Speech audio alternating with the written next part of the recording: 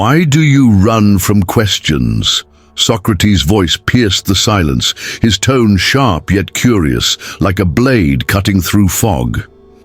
The unexamined life is not worth living.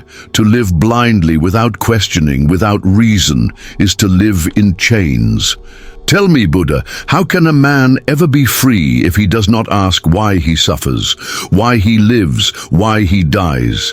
Buddha sat still, his face calm like a still lake untouched by storms. His voice was gentle, yet carried the weight of truth.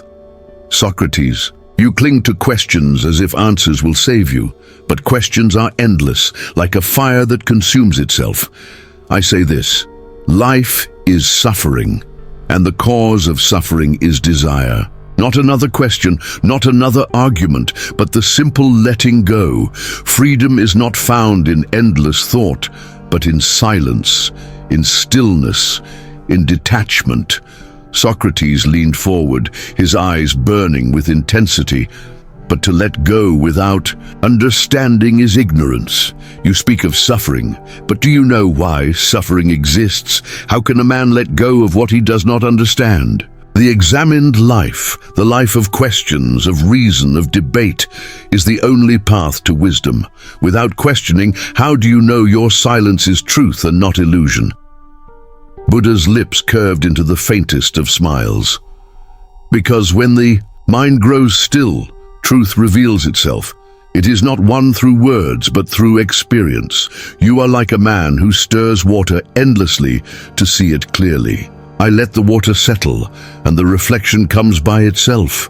Your questions are ripples, my silence is clarity.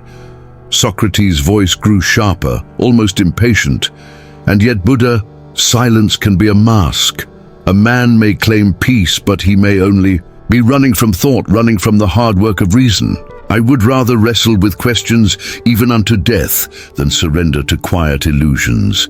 To me, truth must be tested, broken apart, and rebuilt by reason. Anything less is cowardice.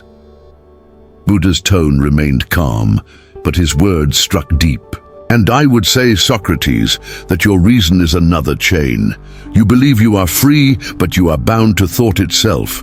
You seek answers, yet every answer births more questions. Desire for truth is still desire, and desire is the root of suffering. I teach not cowardice, but release. To end the fire, you do not feed it, you let it burn out. For a long moment they stared at each other, one fierce, questioning, relentless, the other calm, detached, unshaken. Two paths stretched out before humanity, one of endless questions, one of quiet release. And so the debate was left unresolved, not because one was right and the other wrong, but because each spoke to a different need of the human soul. Some crave the fire of reason, others the stillness of peace. Perhaps the truth lies not in choosing, but in seeing both. This was Inspire Nation.